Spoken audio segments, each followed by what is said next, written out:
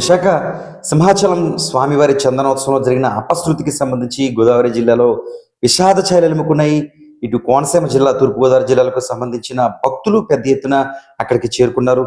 నిజానికి ఉత్తరాంధ్రతో పాటు గోదావరి జిల్లాల ఆరాధ్య దైవంగా సింహాచలం అప్పన్న స్వామి విరాజిల్లుతూ ఉంటారు. స్వామి ఎలాంటి కార్యక్రమం జరిగినా పెద్ద ఎత్తున గోదావరి జిల్లా వాసులు అక్కడికి వెళ్తుంటారు. ఈ నేపథ్యంలో కోనసీమ జిల్లాకు చెందిన భక్తులు పెద్ద ఎత్తున చేరుకున్నారు. దీంతో ఇద్దరు భక్తులు అక్కడికి ఇప్పటికే మృత్యువాత పడినట్లుగా స్పష్టమవుతుంది. దీంతో బాధిత కుటుంబం అంతా కూడా కన్నీరు మున్నీరవుతున్నారు. మరికొంతమంది ఎవరైనా ఉన్నారా అన్న అనుమానాలు కూడా తలెత్తుతున్న పరిస్థితి మాత్రం నెలకొన్నాయి. ప్రస్తుతం అంబేద్కర్ కోనసీమ జిల్లాకు సంబంధించి డాక్టర్ అంబాజీపేట కోరపాటి వారి పాలెంలో విషాద ఛాయలు అలుముకున్నాయి.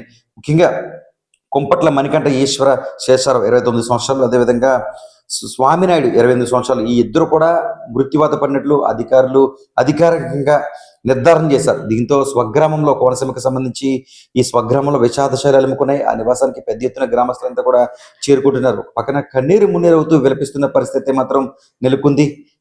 ముక్తి కోసం, భక్తి కోసం, స్వామి సేవ కోసం అక్కడికి చేరుకున్నారు. ఇలాంటి తరుణంలో అనుకోని ఘటన తన బిడ్డల ప్రాణాలను తీసేసింది అంటూ కూడా వారు కన్నీరు మున్నీరవుతున్న పరిస్థితి మాత్రం ఇక్కడ గోదావరి జిల్లాలో నెలకొంది. సింహాచలం అప్పన్న స్వామికి సంబంధించి ఘటన వేకుజామున జరిగింది. స్వామిని దర్శించుకునేందుకు పెద్ద ఎత్తున అక్కడికి చేరుకున్న పరిస్థితి నెలకొంది. అకాల వర్షాలు కావచ్చు, ఈదురుగాలు కావచ్చు, అక్కడ ఉన్న గోడ ఒకసారిగా కుప్పకూలిపోయిన పరిస్థితి నెలకొంది. ఈ గోడ ఎప్పుడైతే పడిపోయిందో గోడ ఆ సమీప క్యూ లైన్ లో ఉన్న భక్తులంతా కూడా ఇరుక్కుపోయిన పరిస్థితి నెలకొంది. ఇప్పటికే 7 మృత్యువాత పడి మరికొంతమంది గాయాలైనట్లుగా సమాచారం అయితే మాత్రం అందుతుంది. ఈ నేపథ్యంలో ఈ ఘటనకు సంబంధించి ప్రధానంగా గోదావరి జిల్లా వాసులు ఇద్దరు మృత్యువాత పడినట్లుగా అధికారికంగా అధికార యంత్రాంగం అనేది నిర్ధారించిన పరిస్థితి మాత్రం నెలకొంది. దీంతో గోదావరి జిల్లాలో విషాద ఛాయలు ఎలుముకున్నాయి. కోనసీమ, ముఖ్యంగా తూర్పు గోదావరి జిల్లా వాసులు అత్యధికంగా ఆధ్యాత్మికానికి నిలువెత్తు నిదర్శనంగా ఉంటారని చెప్పుకోవచ్చు. ఈ నేపథ్యంలో ఇలాంటి తరుణంలో స్వామి చందనోత్సవం అంటే ఏంటి, నిజరూప దర్శనం, సింహాచలం అప్పన్న స్వామిని నిజంగా ఆయన ఎలా ఉంటారో చూడాలి అంటే ఈ ఒక్కరోజు మాత్రమే చూడాలి ఖచ్చితంగా. కాబట్టి స్వామివారిని నిజ రూపంలో దర్శించుకునేందుకు తెలుగు రాష్ట్రాల నుంచి పెద్ద ఎత్తున అక్కడ చేరుకుంటున్న పరిస్థితి నెలకొంది.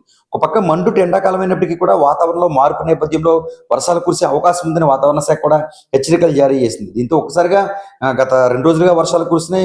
ఏకుజాను కూడా కురిసి వర్షం కావచ్చు, ఈదురుగాలు కావచ్చు, అలాంటి సమయంలో అక్కడ ఒక కుప్ప కూలిపోయి గోడ కూలిపోయిన పరిస్థితి మాత్రం నెలకొంది. ఇలాంటి ఘటనలో ఇప్పటికే 7 మృత్యుత పడిన పరిస్థితి ఏమన్నా నెలకొంది. వీరిలో 2 గోదావరి జిల్లా వాసులు కావడంతో గోదావరి జిల్లాలో కూడా విషాద చర్యలు అనుకున్నాయి.